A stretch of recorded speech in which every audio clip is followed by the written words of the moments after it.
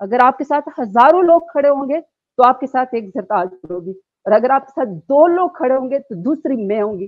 खान साहब, अगर आपने हमारा साथ नहीं छोड़ा तो हम कभी भी आपका साथ नहीं छोड़ेंगे। थैंक यू, बहुत शुक्रिया।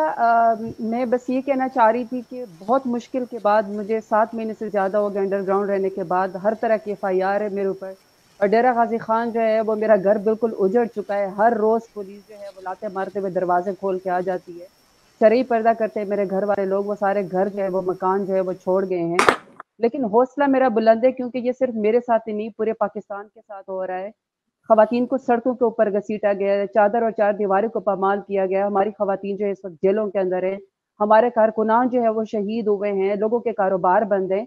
और मैं सोचती हूँ कि ये किसके लिए हो रहा है, कैसे शख्स के लिए हो रहा है जिसके पास विजन नहीं है, जिसके पास वोट नहीं है, जिसके पास पर्सनैलिटी नहीं है, जो पाकिस्तान की इंडिपेंडेंट फॉरेन पॉलिसी को नहीं समझता, जिसका माजी और मुस्तकबिल और मौजूदा जो वो है वो दागदार है, मनी लॉन्ड्रिंग उसने की हुई है, कन्विक्टेड क्रिमिनल है, भगोड़ा है, जीदार नहीं है, बहादुर नहीं है।